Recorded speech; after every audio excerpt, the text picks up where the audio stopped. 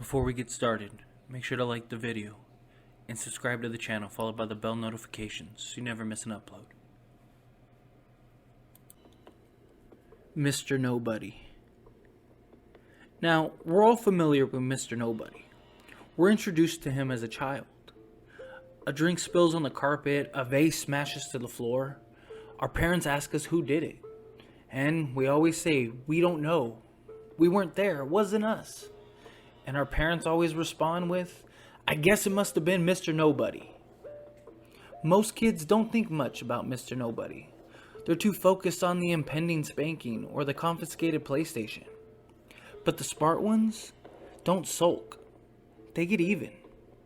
Those same children who stay up late Christmas Eve to catch Santa or go hunting for the Easter Bunny are the same that take being grounded as an opportunity to demonstrate the many crimes of Mr. Nobody. My son, he was one such child.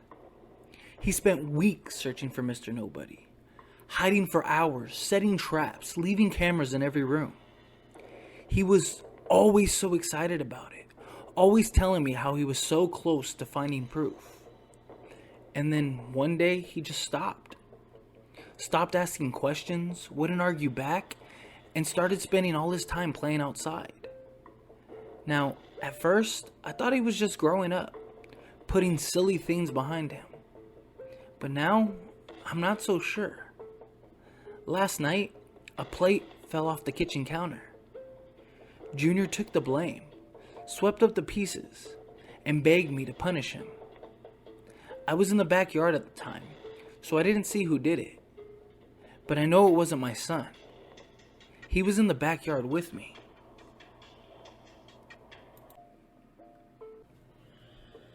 The writer. I decided to kill off a few characters in my book I'm writing. It would definitely spice up my autobiography a little. They're just so darn cute. I love being a second grade teacher. The kids in my class are so cute and innocent.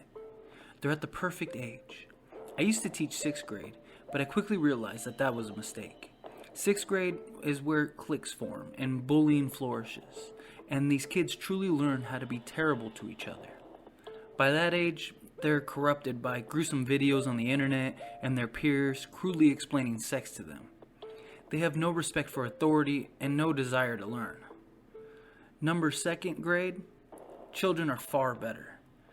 Their parents are still making an attempt to shield them from the harshness of the world.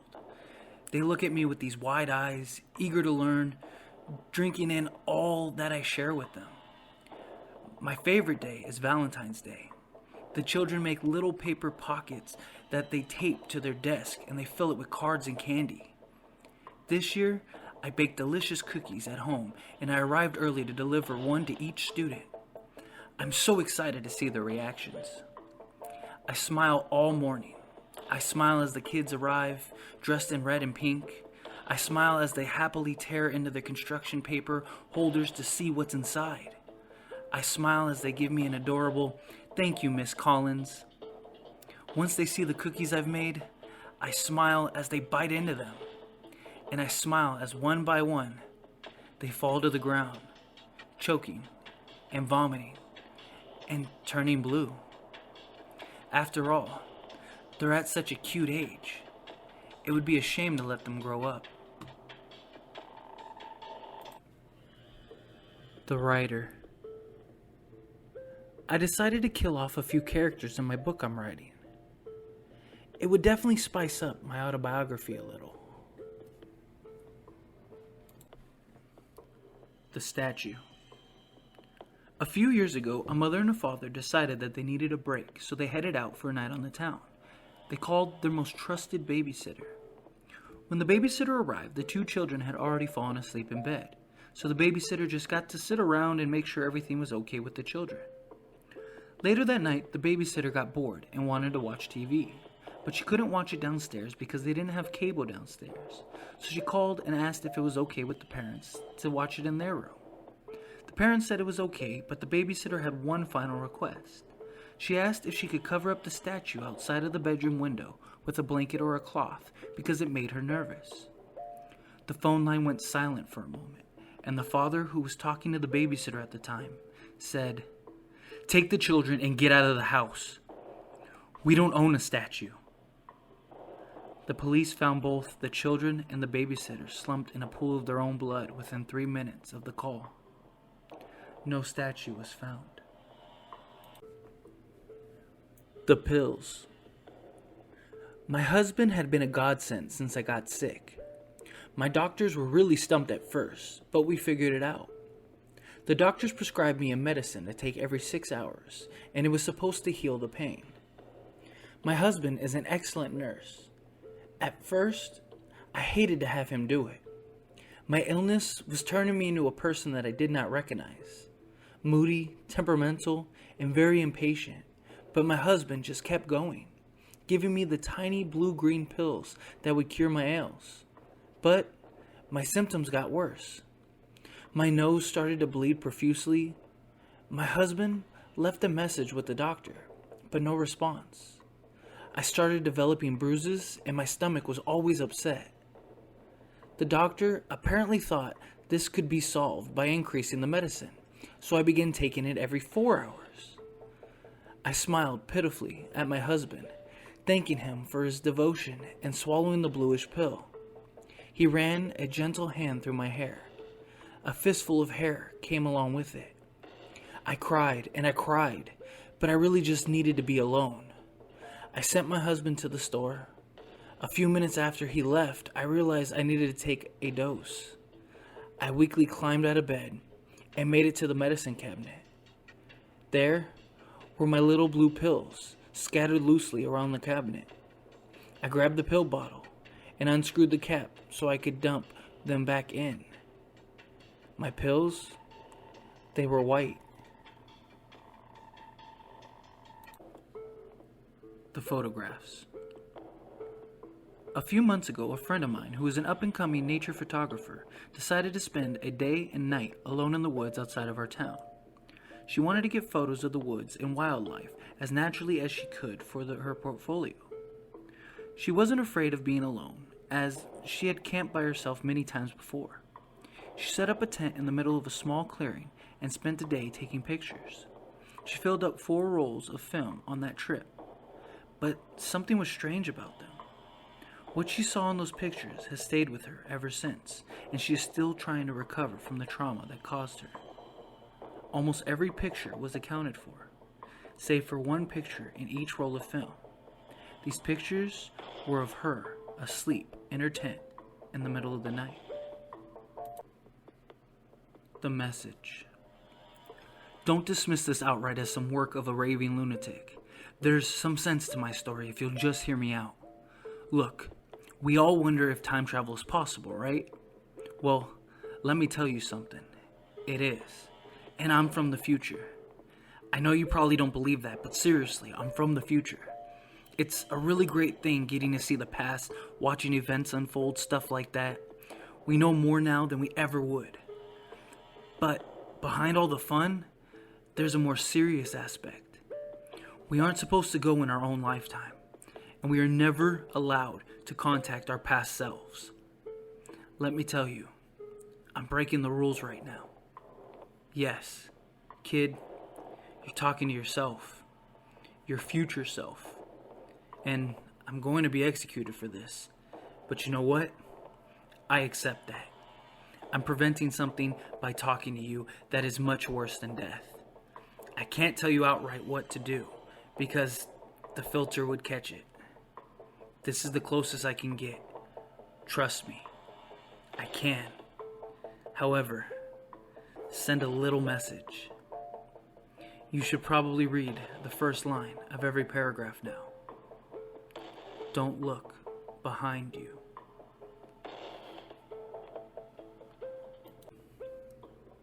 The farm. You run out of gasoline, and the only place you see around is a farm. Scared and full of regret for not pulling into the gas station you saw earlier, you walk towards the farm. It is dark, and it looks like it's about to rain.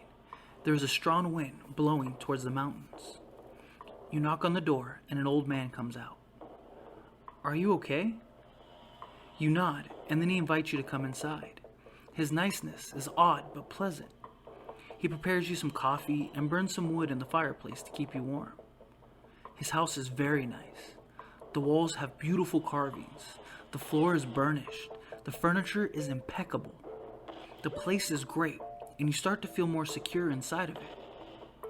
You tell the old man how great of a place he has, and he smiles and thanks you for the compliment.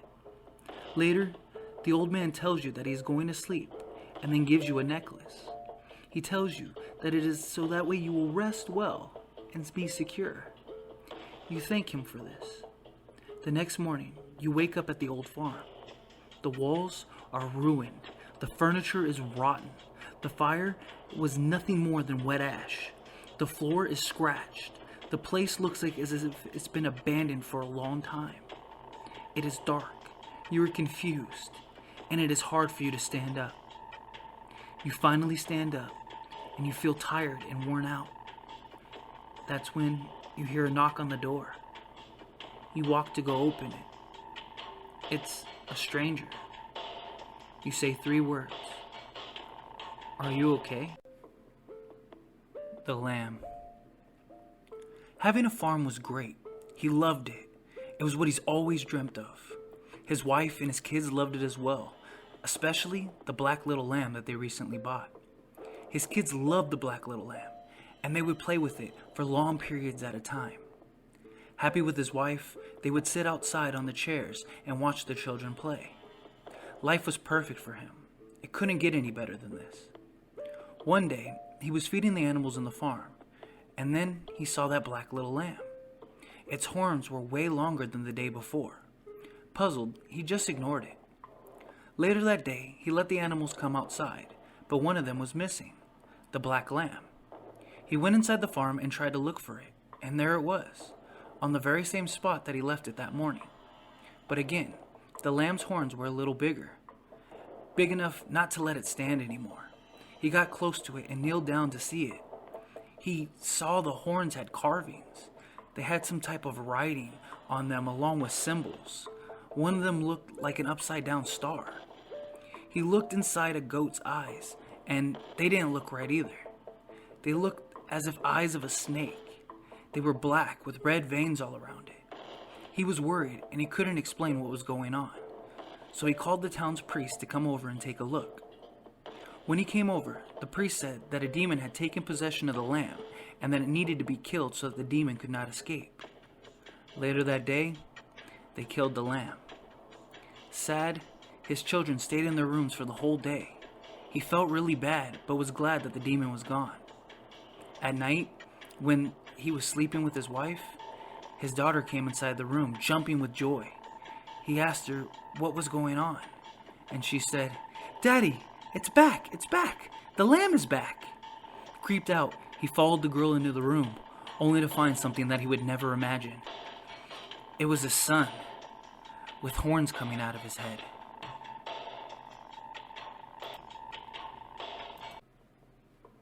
The bad dream. "Daddy, I had a bad dream."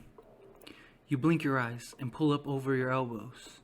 Your clock glows red in the darkness. It's 3:23. "Do you want to climb into bed and tell me about it?" "No, Daddy." The oddness of the situation wakes you up more. You can barely make out your daughter's pale form in the darkness of your room. "Why not, sweetie?"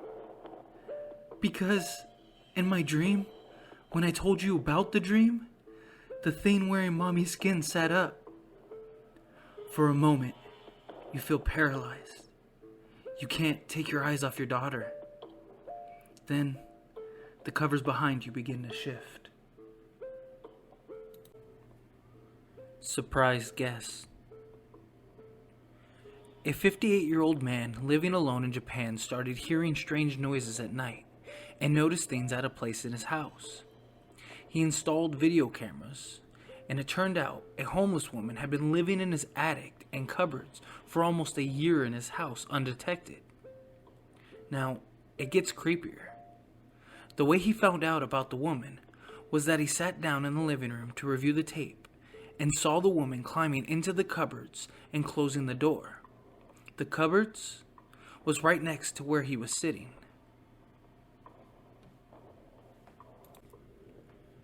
Screams in the forest. They love to eat fingers. That's what my mom told me. I should have obeyed her. I should not have gone outside to play. I got lost and I couldn't find my way back.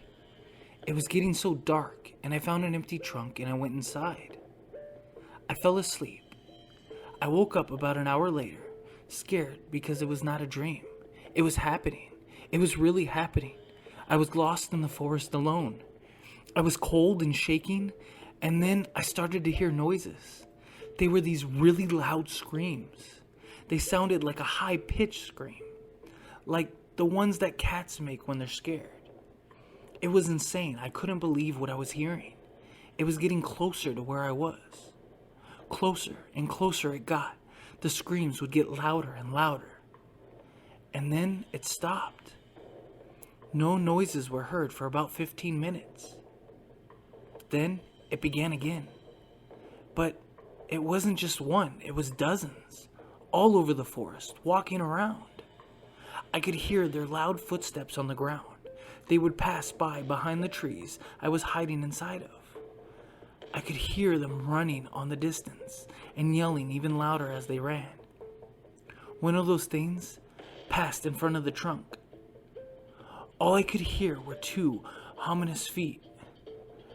They were almost completely flat, and their tails were burning red. They were ashes, glowing in the dark. The noises stopped. I started crying. I was scared. All I remembered after that, it pulled my arm. I'll never be able to write again. Please come. A 15-year-old boy in a small town in Maryland sat down at his computer after getting home from school one day. He turned it on, logged into AIM, and was then surprised to receive an IM from a classmate of his who was absent that day. It consisted of 2 words: please come. Confused, the boy sent a reply asking why he had been absent that day. After 2 more messages and 15 minutes with no response, he decided to get on his bike and head over to the classmate's house. It was a short ride, only about 5 minutes away. When he got to the house, he found the door was unlocked. Inside, partially dried blood was splattered all over the walls and floor, and an unrecognizable figure was crumbled against the far wall. It was missing an arm and a leg, and a bloody streak on the floor led away from the body into the kitchen. The boy slammed the door closed and immediately called 911 on his cell phone. When the police arrived, they found 3 corpses, as well as tracks leading away from the house to the back door. The forensic report concluded that the entire family, the boy's classmate, and his parents had been killed sometime the previous night. My sister's sculpture. My mother told me about it when I was 6 years old. She told me I wasn't an only child. I was one of 2 little girls. You see, she told me that when I was first born along with my twin sister. She died the evening she was born. She never told me why or how she died, or when they had the funeral for her. She told me about my father going into a deep sense of mourning, and so to let us never forget my little sister, my father made a sculpture of her. She was painted every detail, her cute bluish eyes to the little dimples on her cheek. My father would copy me as a reference since we were twins. And as I grew up, I thought the sculpture was of me. But now that my mother cleared this all up, I felt more close to the sculpture than I ever did before. It wasn't long until I noticed that every year on my birthday, my father would replace the sculpture, and now the sculpture looked the same age as me, as if the sculpture would follow me as I aged. My father continued to do this into my teenage years, capturing her older and more mature features and the changes in her face. On my 18th birthday, I realized I could not sleep. I was wondering how my father made the sculpture so detailed to me. So, late into the night, I went and took a look. Perhaps he took a photo of me and paints it in every detail. I was curious. So I decided to creep my way downstairs to see if I could catch my father making the sculpture. And as I peeked my head around the kitchen door, I felt all the coloring drain from my face. There, on the kitchen table, my father was injecting the sculpture with the liquid as he whispered, "You will always be my little sculpture." As I watched the sculpture's hands twitch. My brother Charlie. I hate it when my brother Charlie has to go away. My parents constantly try to explain to me how sick he is. That I am lucky for having a brain with all the chemicals flow properly to their destination like an undamed river. When I complain about how bored I am without a little brother to play with, they try to make me feel bad by pointing out that his boredom likely far surpasses mine, considering that he's confined to a dark room in an institute. I always beg for them to give him one last chance. Of course, they did at first. Charlie has been back home several times, each shorter in duration than the last.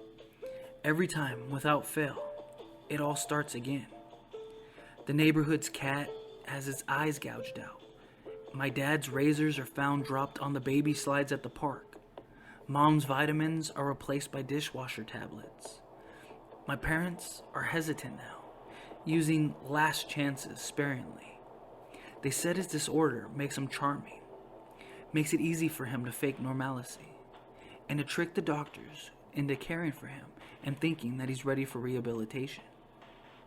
That I will just have to put up with my boredom if it means staying safe from him. I hate it when Charlie has to go away. It makes me have to pretend to be good until he comes back. Manifested fear. You are not supposed to read this. You should not. But of course, knowing is better than not knowing. People who live by themselves are my audience. People who live alone at some apartment, condominium, townhouse, or hotel. If, however, you are not one of them, there really is no harm if by chance you found this. Why is it sometimes, just sometimes, when you are about to go to sleep, after you brush your teeth, after you put the lights out, and your weariness takes your legs, and simply standing is a chore, that you find that one window you forgot to close? Yes, that window which let the cool night wind outside sweep through the room. That window which has the paint of darkness.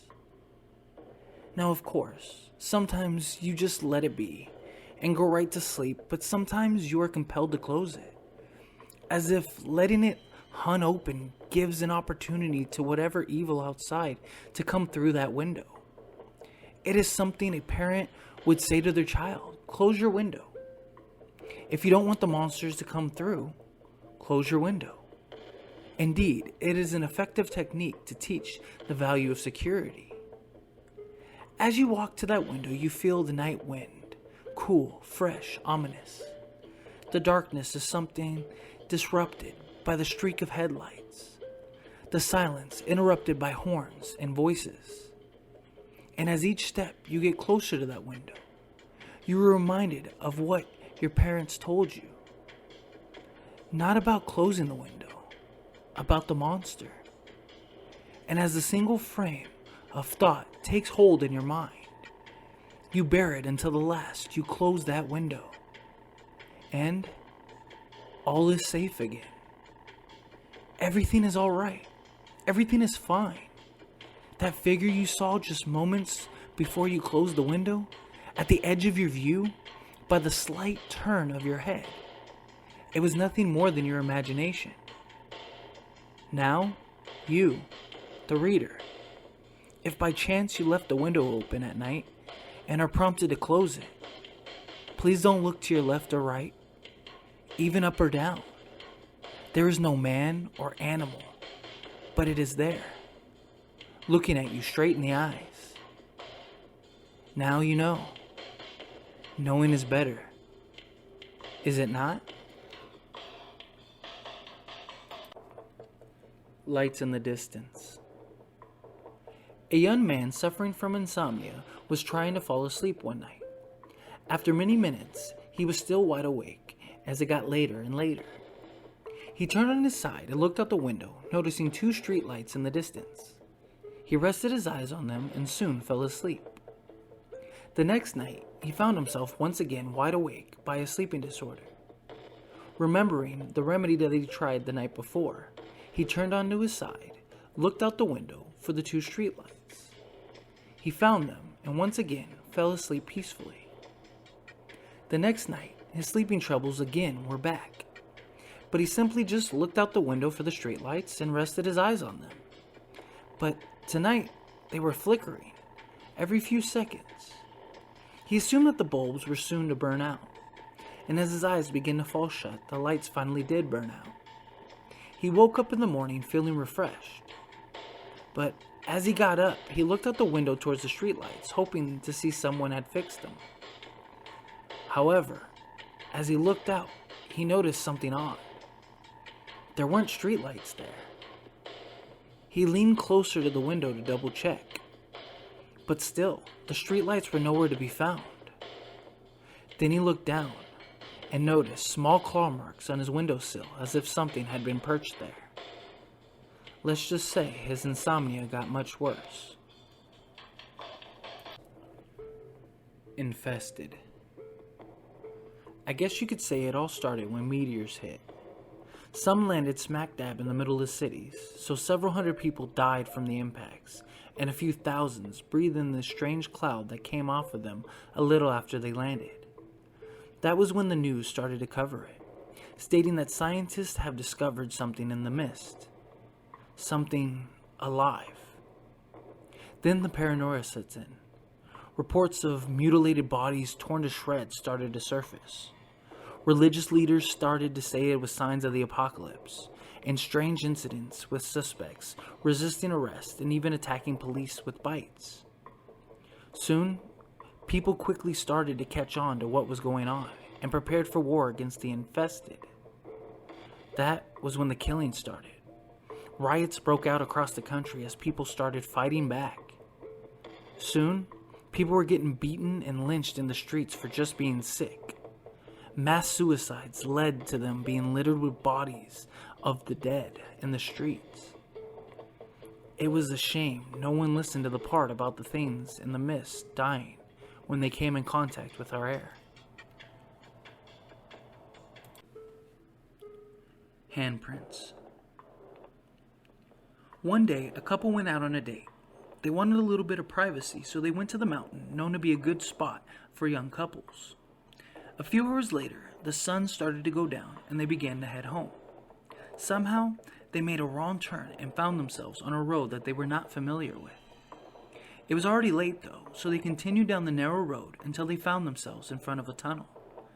They definitely hadn't passed it on their way in, and it definitely was creepy, but it was the only way they could go. So, they slowly drove into the tunnel. Bang! As soon as the darkness enveloped the car, something hit the rear window. Startled, the woman turned around to see what it was, but she didn't see anything. There wasn't even a car behind her. As far as they could tell, they were completely alone in the tunnel. Her boyfriend began to speed up in an attempt to get out of the tunnel faster. Bang, bang, bang, bang, bang, bang, bang, bang, bang, bang. It sounded as if a dozen things were striking the car from all directions. The man pressed his foot on the gas pedal even harder. They both wanted to get somewhere with people as soon as possible. The tunnel ended after what seemed like an eternity, and shortly after they found their way to a small gas station. The two got out of the car and felt a relief as they stood under the bright lights. Just as they were getting ready to get back into the car, the woman noticed that there were handprints all over the window. They were in all sizes, and there was barely an inch of space on the glass that wasn't covered by these handprints. Shaken, they asked the gas station worker to clean the windows for them. The two sat back in the car and watched as the man quickly got to work on cleaning the windows. As he wiped and scrubbed, the two in the car felt this cold fear creep up their spine. He continued scrubbing all the same, but when he finished all of the windows, he cocked his head to the side, walked up to the driver's side window, and knocked lightly. "I'm sorry, but these handprints are on the inside." The Devil's Circle. There exists a spot in the forest called the Devil's Circle, which is ambiguous and yet nowhere at the same time. You may find it one day, for it to be gone the next. The spot is nothing more than a circle of evenly spaced stones. However, nothing lives inside of these stones. It's just barren dirt. During the day, it's okay to touch it, and even stand within the circle. But if you plant something in it, the next day it'll be dead. The real secret to the circle is if you put somebody's hair within it, then the next day they will die. Perhaps they die mysteriously in their sleep, or maybe even a car accident.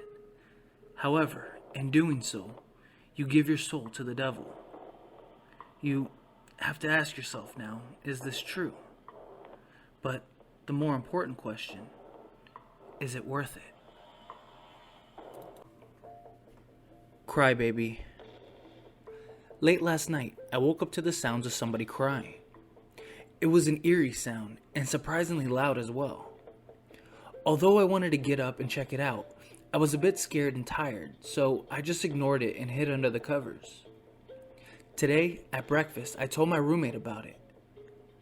That was me, she replied, with a tone of fear in her voice. Whew, what a relief, I thought to myself. I was crying because I saw a thing watching you while you were asleep. The Clock Man. Every time the clock strikes 12, I hear an extra tick from the clock. I thought it was my imagination at first, until I saw long, thin hand reach out from behind the clock and tapped its long nails on the wall. Birthday candles. Timmy tried his hardest to blow out the 15 flickery candles. He huffed and he puffed, but to no avail. He glanced at his mother, who had spent hours slaving away to bake this beautiful cake, and her expression made him feel unbearably guilty. Timmy's mother stared sadly at the unyielding flames that barely faltered in the face of Timmy's feeble attempts to blow them out. She blinked a few times, and the first tear started to fall down her face, whispering, "Happy birthday, Timmy." She summoned a gust of wind, and the dancing lights dissipated as a puff of smoke. Timmy didn't understand why he couldn't do that. It happened every year. His mother baked a perfect cake. He failed to blow out all the candles, and she cried. The only thing that changed was the number on the candles. Timmy went to hug his mother, but to no avail. He merely drifted through her, and he didn't understand that either. A white lie. I'm the last one here. Those things have killed everyone else. Those things with huge wings, with the beady eyes, with the sharp claws. Every time I close my eyes, I see my coworkers being ripped apart. A few of us made it out of the building here, but even here we aren't safe. I watched them get picked off one by one, screaming as they fought against death. I tried to stop it, I swear I did. I tried. Now, I'm running through the building to the main power center. With no one else to ask, I'm tasked with the pressure of pressing one of these buttons. Either I'll press the red button or the green button. Supposedly, one button will turn the power doors back on, protecting us from whatever the shrieking, hungry, and angry things are outside. That's the red button. The other button is green and opens the opposite side power door. And I can only imagine what might be out there. Why had I agreed to come and research in this lab? I think as I run, hearing the screeching behind me. Oh God, oh God, oh God, oh God. Why did I lie on my application? Why didn't I admit that I was colorblind?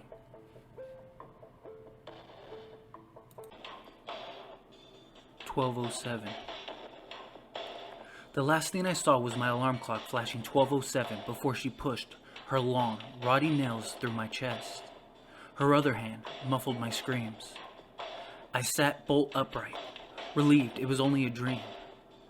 But as I saw my alarm clock read 12:06, I heard my closet door creak open.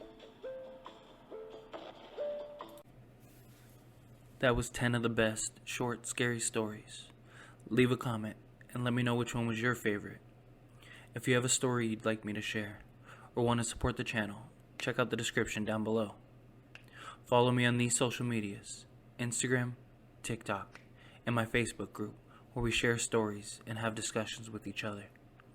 Lastly, if you haven't already, make sure to like the video and subscribe to the channel, followed by the bell notification so you never miss an upload.